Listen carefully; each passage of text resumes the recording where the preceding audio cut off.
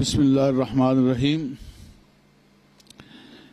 ایک عام سوال جو عموماً مریض کرتے ہیں اور اس پریشانی میں مبتلا ہمارے پاس آتے ہیں کہ کھانا کھانے کے بعد مختلف خوراک کے ذرے ان کے دانتوں کے درمیان پھنس جاتے ہیں۔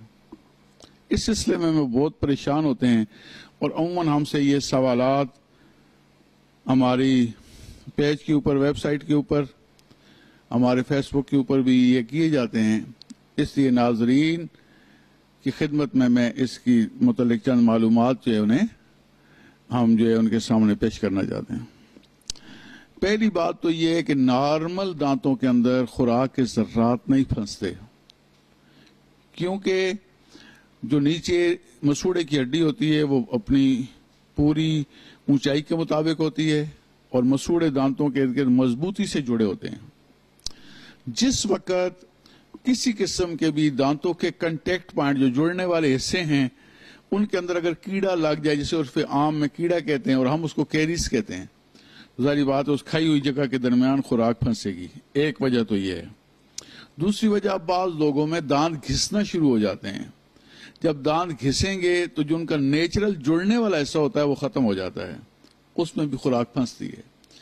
تیسرے ہمارے پاس اس قسم کے مریض آتے ہیں جن کے پورے مسوڑوں کے اندر یہ بیماری ہوتی ہے، اور ان کی سب سے وجہ یہ ہوتی ہے اہم کہ مسوڑے کی ہڈی جو دانتوں کو سپورٹ کر رہی ہوتی ہے وہ پیچھے چلی جاتی ہے۔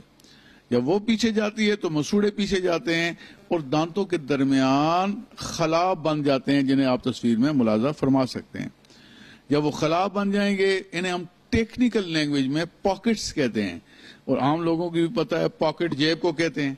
جب جیب یہاں پہ بن جاتے ہیں تو ان کے اندر کیا ہوتا ہے، خوراک سٹور ہونا شروع ہو جاتی ہے۔ جو چیز آپ کھائیں گے وہاں پھنس جائے گی۔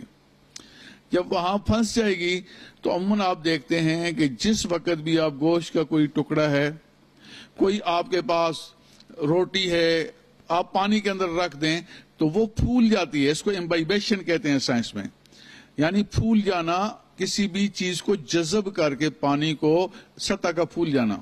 جب ان پاکٹس کے اندر یہ پھولتا ہے تو ایک اور پریشر بنتا ہے۔ نتیجہ کیا ہوتا ہے، ہڈی اور سے اور نیچے جانا شروع ہوتی ہے اور پاکٹ کا سائز بڑا ہونا شروع ہو جاتا ہے۔ اس لیے ایسے مریضوں کا ابتدا میں علاج کرنا چاہیے تاکہ دانتوں کے درمیان خوراک نہ پھنسے، ورنہ کئی لوگوں کو ہم نے دیکھا ہے بہت ہفتوں کی خوراک پھنسی ہوئی ہے، وہ خوراک گل سڑ کے ایک تو اور زیادہ پاکٹ کو بڑھا رہی ہے، دوسرا ان کے منہ سے بدبو آنا شروع ہو جاتی ہے، جو کہ ایک اور مسئلہ ہے، اور ہم اس ویڈیو کے اندر اس کا ذکر لازمی کریں گے اور اس کا علاج آپ کو بتائیں گے۔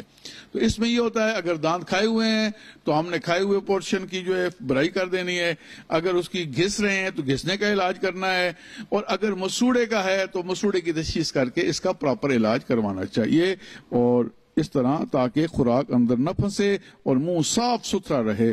اللہ کریم آپ کو صحت عطا فرمائے۔